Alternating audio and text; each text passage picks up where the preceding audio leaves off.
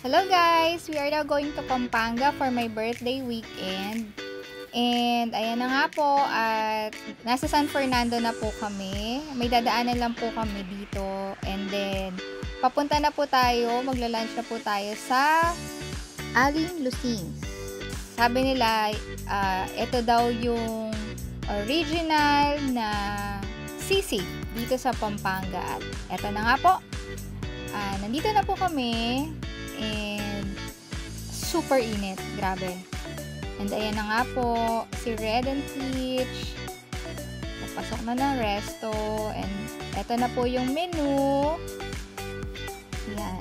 Affordable naman po yung kanilang mga food. Ang sasarap, puro Filipino food. May barbecue, may sisig, syempre, yung original nila. Salad and veggies. Ayan po. Drinks. Super yummy. Ayan, may dessert din po sila. And ayan, umorder po tayo ng ensaladang mangga na may bagoong. And syempre, dumating ng ating sisig. Hindi kakasya sa amin ng isa, kaya dalawang sisig ang in-order namin. Ayan. Ensalada. Tapos, hindi mo walang halo-halo at mais con yelo. Super init kasi. Kaya, grabe. Ayan. Pampalamig. And, syempre, sabaw ng sinigang. Umorder kami. Ayun, Diyos ko, grabe si Red. Super gutom. And si Daddy. What can you say?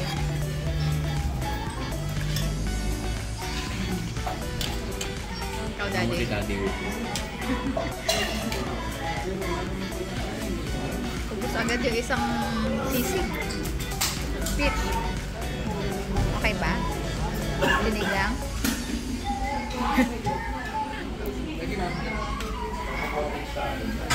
Mais con yelo.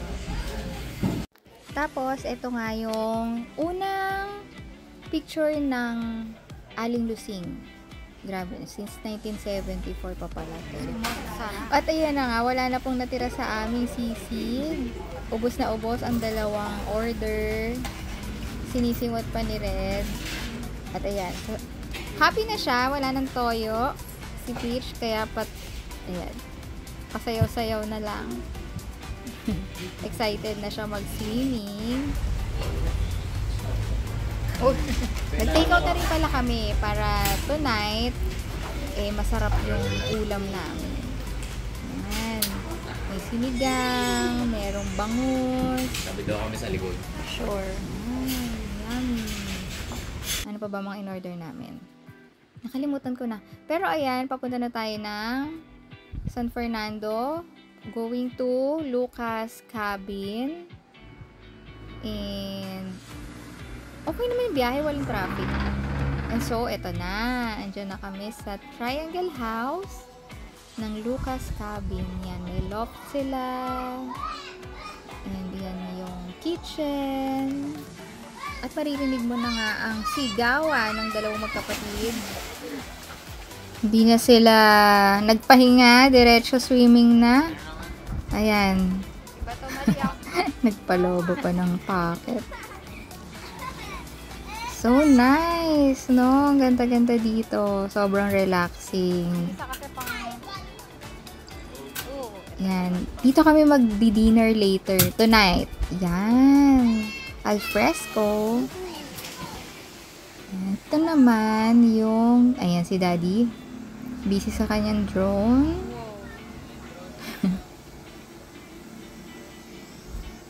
Yan. And then, meron dito. Ito yung kitchen. Wala siya sa loob. Nandito rin siya sa labas. Kompleto naman. May mga kasangkapan naman siya dyan. Masaya-saya lang dito. Super relaxing.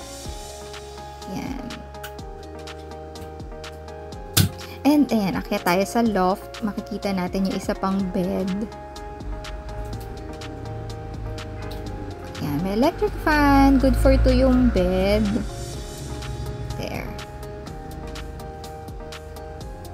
Malamig din naman. And matere siya. Yan. Tanaw mo yung dining.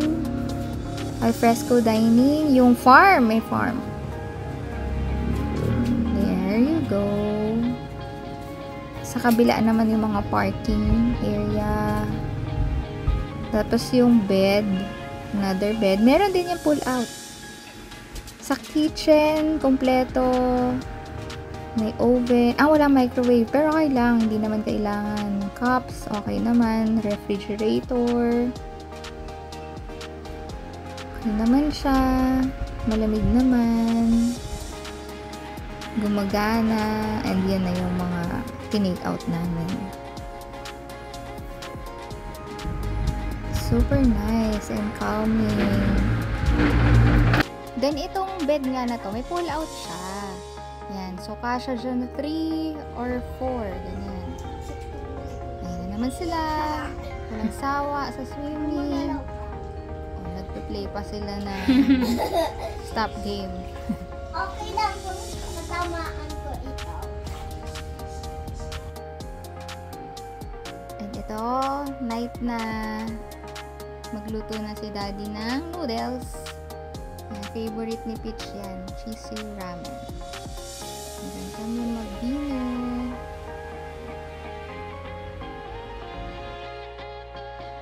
Yan, daming frogs dito. Grabe, sa gabi naglalabasan sila. Tapos, wow, ayan na. Nainit na ni Daddy yung mga ulam na binili namin kanina sa resto. Ayan, dinner na. Sinigang. At cheesy ramen! Ano tawag dyan? Inihaw. Inihaw na Bangus. bangos. Ito ang mga kaibigan kami nila. Tapos, Si Peach. Cheesy ramen. Tsaka ano yan, Daddy? Ensaladang itlog na manok. ensaladang Manok. itlog ng alat. Binili rin namin siya kay Aling Lusing kanina. Tapos yan, dito kami sa labas. Ayun, may mga nanghihinging friends sa likod. Ay, sa ilalim, may cats, may frogs. Ang dami aming friends. Ayan, tignan may fireworks.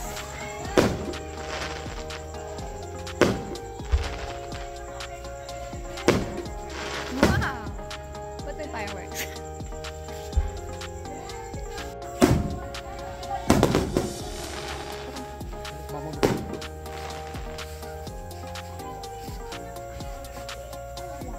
Gusto na? Mami, happy birthday. Nagustuhan ba yung regalo ko sa yung fireworks? Nagustuhan mo?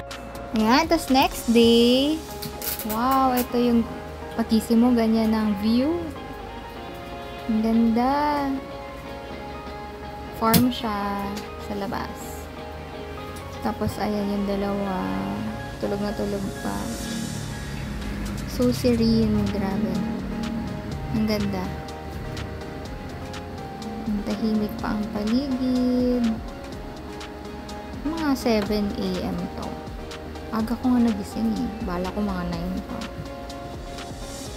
Pero since tulog pa ang lahat, yan. Muni-muni muna tayo dito.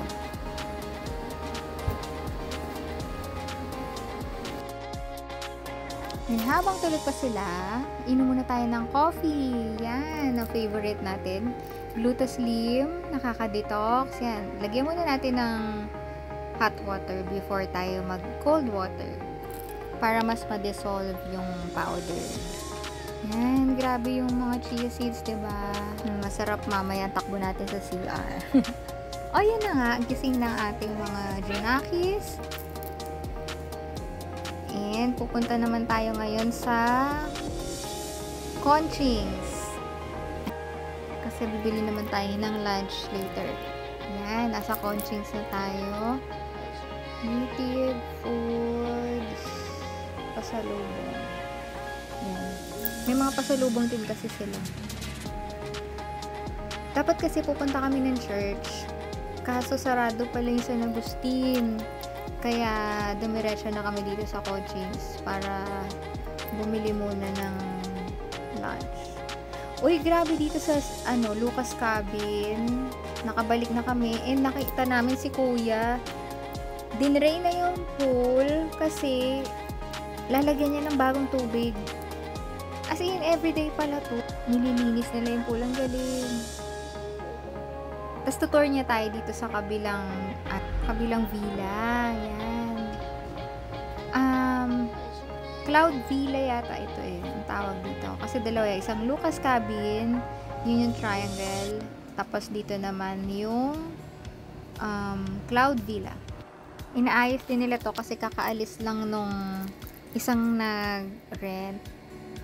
Kami kasi 3 days and 2 nights. So, 11 a.m. Check out na. 2 p.m. check-in. So, yan. Dinrain na nila yung pool din. Ganda rin dito. Pero mas like ko dun sa amin. Dun sa Lucas Cabin. And, ayan na. Syempre, lunchtime. Wow, kare-kare. Lumpia. Chicharong bulaklak. Yummy. Peach, let's go! Tichon kawali. Yan, balak na kasi ng kids mag-swimming, pero sabi ni Daddy, lunchtime first. So, magla-lunch muna kami. Let's go. Lunch. yung packet mo, kita pa. Yan, binili namin kay Aling Conchi. Yummers. Where the phone? Woohoo!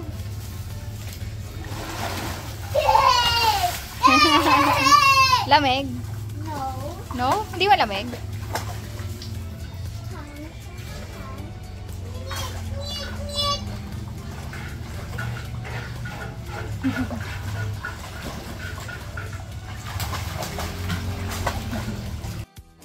Yan, pakita muna namin sa inyo yung paligid ng Lucas Cabin. Yan. Actually, nasa gitna siya ng farm. Yan. Hindi ko lang kailang square meters to, pero meron dyan din yung bahay ng may-ari. Yan, may parking. Tapos may mga ginagawa pa silang bago. For couple daw yun. Yan, paikot. Dito kami yan sa mismong middle na triangle. Diyan kami. Tapos yung sa right side, good for up to 20 packs yan, alam ko. Yung sa amin, 4 kami, pero alam ko mukhang kasha ang 8, ganyan. Ang saya-saya. Lalo na ng mga kids. Tapos, nagpunta na kami nung afternoon, bumalik na kami kasi Palm Sunday to. So, magpapalaspas muna kami and wala kaming dalang palaspas. Wala kaming mabilan, pero ang galing kasi pwede palang kumuha dun sa dun sa harap nila. Hindi ko na nakunan pero blessed na rin daw yun yung mga palm nila, so pwedeng kumuha anyone. And then balik na naman kami. Ang saya-saya. Night swimming naman po. So, kasi tomorrow uwi na kami. So, swimming pa rin siya na swimming. Walang katapusan.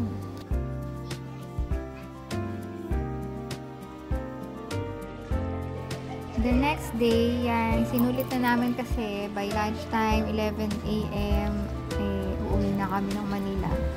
So, birthday ko yan, kaya ang saya ng weekend.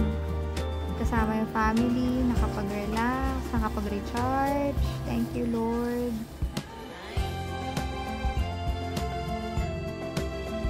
So, ayan, pauwi na tayo. And, doon naman ako mag-celebrate kasi sa Manila na birthday ko with my parents and my brother. So, yan, biyahe na tayo sa Manila. Okay din, walang traffic. Ang ganda ng biyahe. 1 hour and a half. Nasa Manila na kami.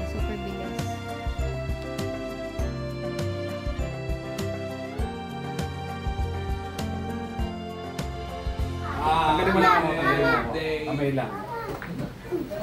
Ay, tumutulong na daddy. Okay, ganyan natin. O, kanta na tayo. 1, 2, 3. Happy birthday to Tayo. Iba-iba. Happy birthday to you. Happy birthday. Happy birthday. Happy birthday, Madam! Madam. Wish na lang. Mag-wish na lang tayo. Tapos, Blow. Bilaw yung petal. Oy, Diyos ko, ito na. May petal. thank you for watching. Please like and subscribe.